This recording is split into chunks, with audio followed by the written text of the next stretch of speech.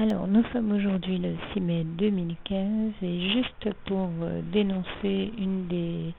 stratégies d'attaque de Busca l'ennemi contre les chrétiens, je voudrais partager avec vous une petite expérience vécue hier soir le 5. J'étais chez moi et j'ai commencé à me sentir pas très bien et l'ennemi voulant provoquer un clash entre moi et quelqu'un qui était chez moi m'a dit mais vas-y, tu peux aller chercher telle chose, tel médicament,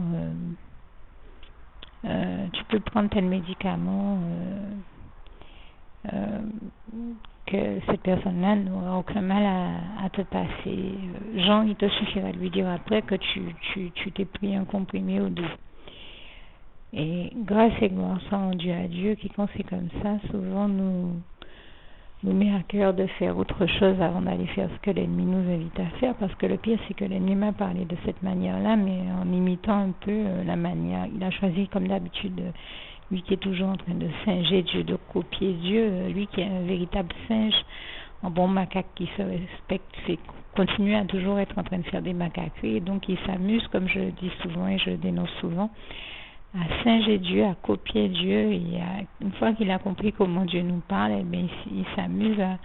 à imiter Dieu, à faire comme si c'était Dieu qui nous parlait, mais pour nous créer des problèmes et générer des persécutions dans nos vies, et générer des problèmes, des malentendus, des disputes, voire des ruptures, des séparations et même des divorces dans nos vies, des situations problématiques en tout cas. Et son but à ce moment-là était de provoquer un clash entre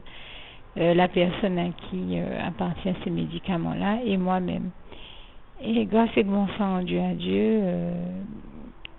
qui m'a mis à cœur de terminer le travail que j'avais commencé en priorité. Et vraiment, toute la gloire revient à Dieu. Heureusement que Dieu a mis en moi cet amour pour mon travail, et en l'occurrence, pour le travail que Dieu me donne à faire. Je crois que Dieu doit être notre priorité, et tout travail qu'il nous donne à faire également, et toute la gloire lui revient. Et très souvent, ça m'arrive de vivre cette expérience-là, et c'est pour ça que j'en parle, parce que je demeure persuadée que beaucoup de chrétiens vivent ce type d'expérience aussi, où l'ennemi s'amuse à nous inciter à faire quelque chose, et juste pour provoquer des situations problématiques dans nos vies, ou générer des problèmes entre nous et les autres, ou générer des problèmes dans nos relations. Et donc, comme Dieu, pour revenir au cas d'hier soir, m'a mis à cœur de rester travailler sur mon ordinateur, je me suis rendu compte que juste quelques secondes plus tard, la personne à qui appartenaient les médicaments arrivait. Et en l'occurrence, ce qu'il faut y comprendre et y voir et entendre,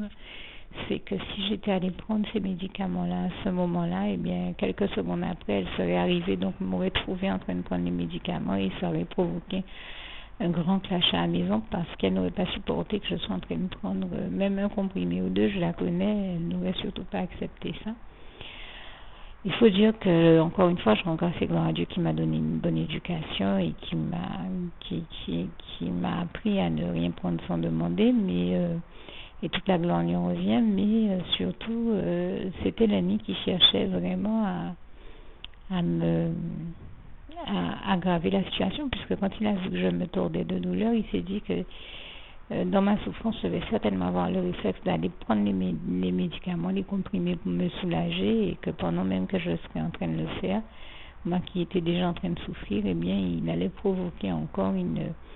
dispute à la maison, un clash à la maison, de manière à me persécuter un peu plus. Vous voyez comment le diable est toujours celui qui sème la persécution dans nos vies, qui la met dans nos vies, et ce n'est jamais Dieu.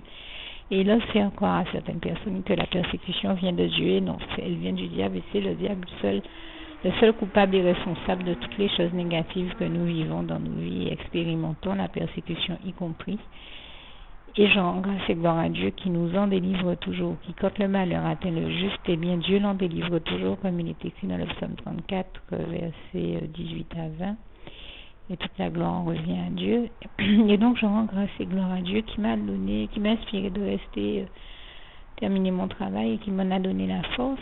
Et en l'occurrence, eh bien, ça m'a permis de découvrir une des ruses de plus de l'ennemi, de voir que voilà, c'était rien d'autre qu'un piège qui me tendait. Et si j'avais laissé tomber mon travail sur l'ordinateur, que je m'étais levée pour prendre ces comprimés, eh bien, j'aurais été dans une situation bien problématique. Et donc, je remercie le Seigneur de m'avoir évité cela en me mettant à cœur de continuer mon travail. Je dis vraiment toute la gloire revient à Dieu, à Jésus, à son Saint-Esprit, qui agit toujours ainsi. Mais je vous dis à combien de reprises j'ai vu le diable m'attaquer de cette manière-là et attaquer bien d'autres chrétiens, puisque même quand j'étais aux États-Unis, je me rappelle qu'un chrétien était en train de dire à d'autres, don't say that it's the devil who make you do it. Mais en l'occurrence, si je me mets à traduire ça, je vais dire en substance et en résumé, oui, ne va pas dire aux autres que c'est le diable qui t'a fait le faire. Mais bien sûr que c'est le diable qui fait bien des personnes, y compris des chrétiens, faire les pires bêtises. Il les incite à les faire et des fois, sinon par la présence d'esprit de se rendre compte que c'est un piège, eh bien, ils peuvent se retrouver à y tomber. Et bien entendu, bien sûr que c'était aussi le diable qui disait à travers cette personne-là, qui lui disait à travers cette personne-là de ne surtout pas dire que c'est lui qui l'a amené à le faire. De manière à ce que, parce que, en fait, le diable a l'outrecuidance encore. Non seulement il fait les gens faire des bêtises, mais il a l'outrecuidance de dire à un chrétien, ne va surtout pas dire que c'est le diable qui t'a fait faire cette bêtise-là. Mais c'est bien parce qu'il est toujours dans le déni, et le déni de ses propres exactions, de la gravité des conneries qu'il entraîne les autres à faire. Et il a osé lui dire, ne va surtout pas dire que c'est moi qui t'ai fait le faire en quelque part. Non seulement il lui fait le faire, mais derrière il lui dit, ne va surtout pas dire que c'est moi qui t'ai fait le faire, Jean, parce que personne ne te croira. Et tout le drame dans ces cas-là, c'est que malgré le fait que celui qui dénonce les œuvres des ténèbres et de l'ennemi sont en train de dire la vérité, les trois quarts du temps, ils tombent sur des personnes ou des chrétiens bien trop cartésiens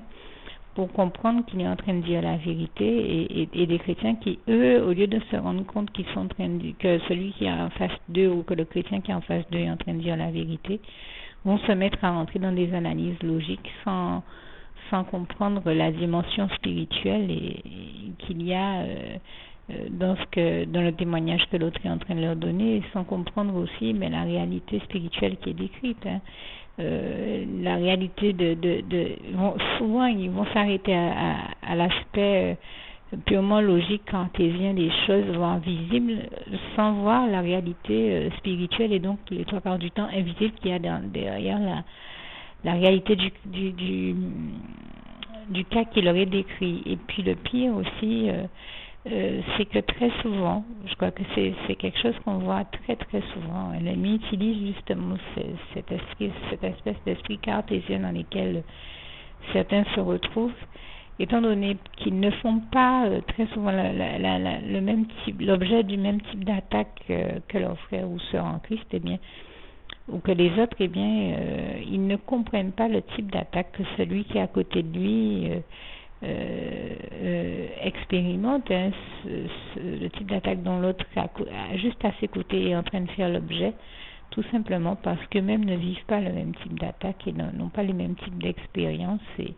Et c'est comme ça que le diable, dans sa perversion, attaque plusieurs personnes, des fois sous les yeux de d'autres personnes qui n'y comprennent rien et qui sont donc bien dans l'impuissance et l'incapacité de venir à leur secours, à leur défense. Et grâce et gloire soit rendue à Dieu encore une fois. Toute la gloire revient à Dieu, à Jésus, à son Saint-Esprit,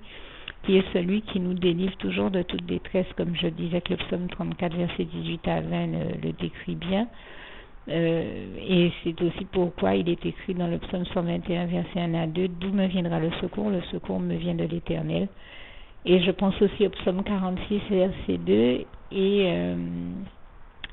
et je tiens à rendre grâce et gloire à Dieu, donc qui nous délivre toujours de tous les méfaits de l'ennemi, au point que certains l'appellent le Dieu des délivrances, et le psalmiste l'a fait aussi, notamment dans le psaume 68, versets 20 et 21, ainsi que le verset 31 que je vous invite à lire. Le verset 31 aborde déjà une autre question, mais Les versets 20 et 21 disent entre autres choses que Dieu est pour nous le Dieu des délivrances, car l'Éternel seul peut nous garantir et donc nous délivrer de la mort. Je le dis à ma manière. Et en résumant ce passage, n'hésitez pas à aller lire comme il est textuellement écrit, comme tous les passages que j'ai cités d'ailleurs. Et je rends grâce et gloire à Dieu, donc qui nous délivre vraiment toujours de toutes nos détresses et de tout ce dont nous avons besoin de l'être, et qui m'a délivré donc de cette attaque de l'ennemi hier soir. Et je me suis dit, c'est quelque chose que je vois l'ennemi faire tellement fréquemment, que ce soit dans ma vie ou dans la vie de d'autres personnes, au point que j'ai vu ça ici en Guadeloupe comme aux États-Unis. Et bien que si ça pouvait aider d'autres chrétiens ou les encourager si ça pouvait les aider à mieux analyser ce qu'ils sont en train de vivre quand ils font l'objet de ce type d'attaque, et que ça peut les aider aussi de savoir que malheureusement d'autres chrétiens font l'objet de ce même type d'attaque, je me dis que ça peut peut-être être déjà réconfortant pour eux, les amener à réaliser qu'ils ne sont pas seuls à vivre ces réalités-là et que le diable en est le seul coupable et responsable. Et puis aussi les aider à persévérer dans leur marche par la foi avec et pour Dieu, Jésus-Christ et son Saint-Esprit. Et c'est une invitation que je leur fais ici aussi, à ne surtout pas se laisser aller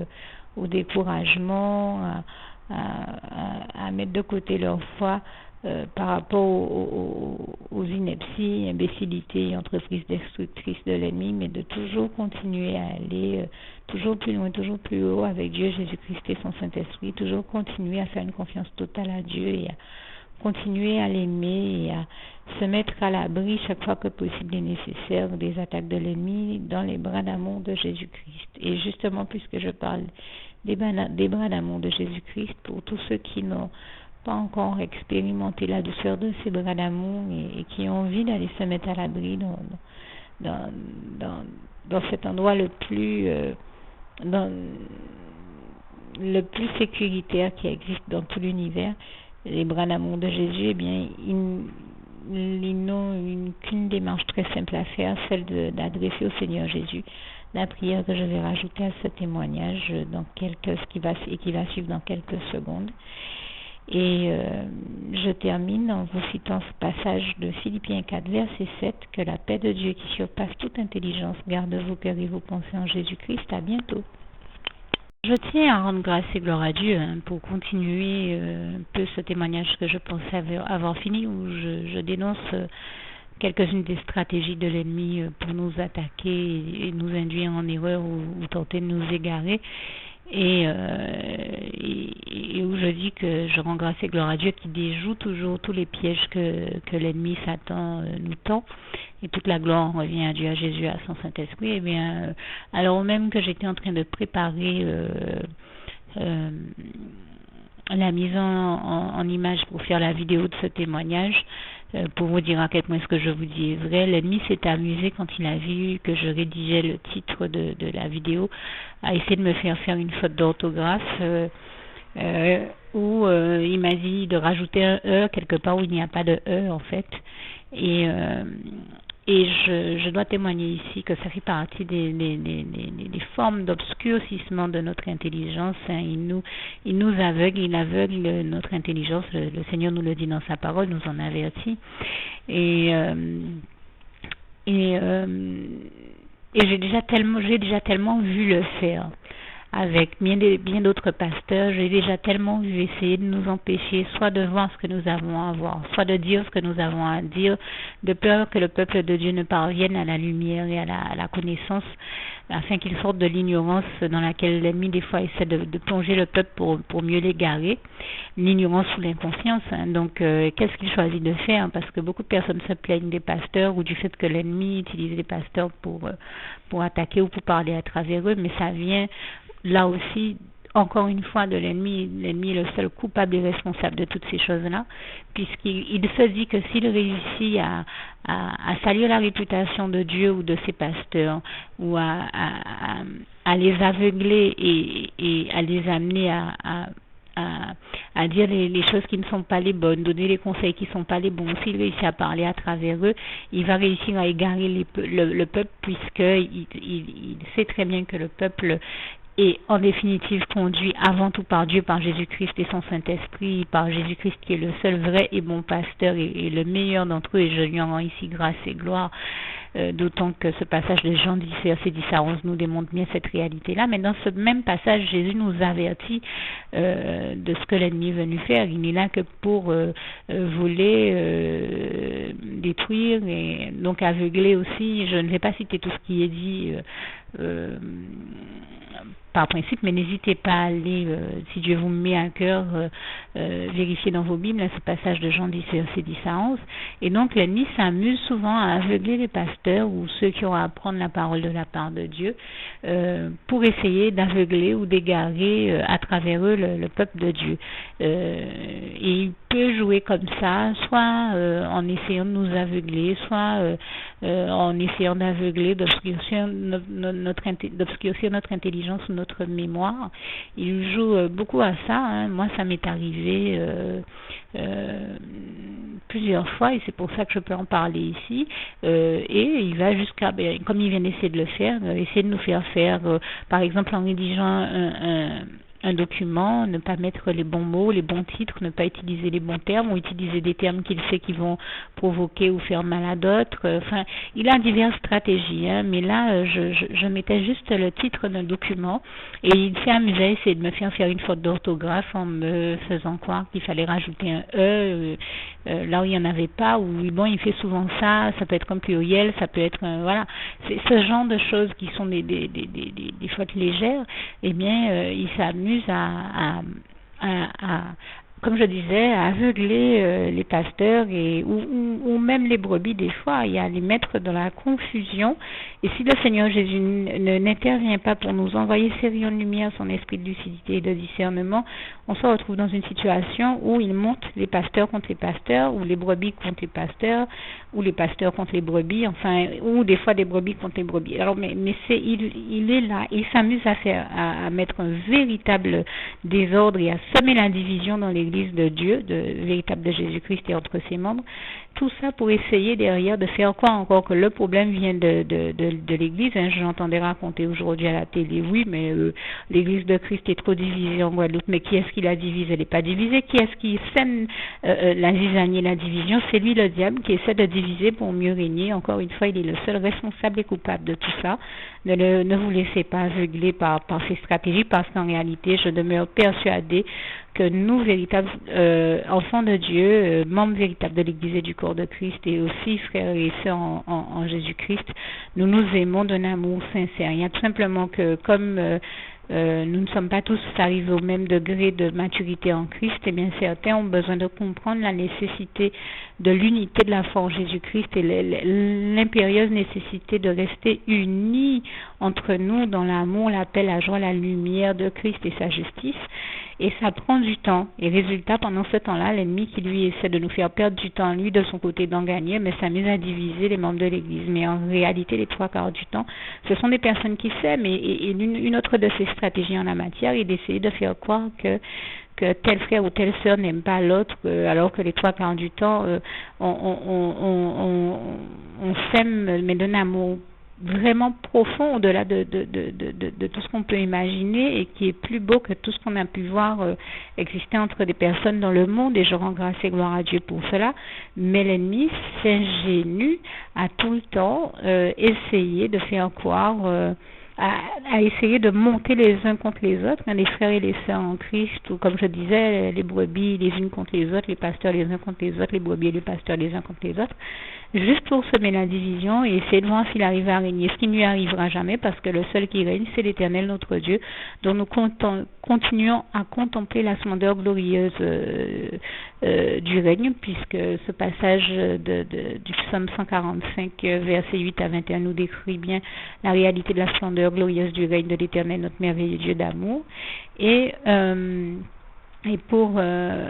apporter aussi notre précision, vous m'entendez très souvent parler du fait de faire cette prière et de demander aussi souvent qu'on en ressent le besoin au Seigneur Jésus de nous envoyer ses rayons de lumière, son esprit de lucidité et de discernement. Et bien avec ce témoignage que je vous fais aujourd'hui, vous devez vous rendre compte de comment, même quand on connaît cette prière et qu'on a l'habitude de la faire, eh bien, il s'avère vraiment nécessaire de continuer à la faire et à l'adresser au Seigneur vraiment chaque fois que nécessaire. Et puis, je lui rends grâce et gloire, et je rends vraiment grâce et gloire à Dieu, qui justement, à Dieu, à Jésus, à son Saint-Esprit, qui là, avant même que je n'ai le temps et le réflexe de lui adresser cette prière, eh bien, a réagi, m'a véritablement envoyé série en lumière son esprit de lucidité, de discernement pour me faire me rendre compte qu'il n'y avait pas de dans le mot dans lequel l'ennemi a essayé de me faire croire qu'il fallait rajouter un E. Et je rends grâce et gloire à Jésus en particulier, et ce témoignage doit vous amener à certainement comprendre pourquoi si souvent je cite ce passage du psaume 36 versets 9 à 10, tout simplement parce que j'en fais l'expérience au quotidien dans ma vie. C'est par ta lumière, Seigneur Jésus, que nous voyons la lumière, puisque Dieu est lumière et qu'en lui il n'y a point de ténèbres. C'est la bonne nouvelle que nous avons apprise de lui, comme ce passage de 1 Jean 1 verset 5 nous le rappelle et nous le démontre bien.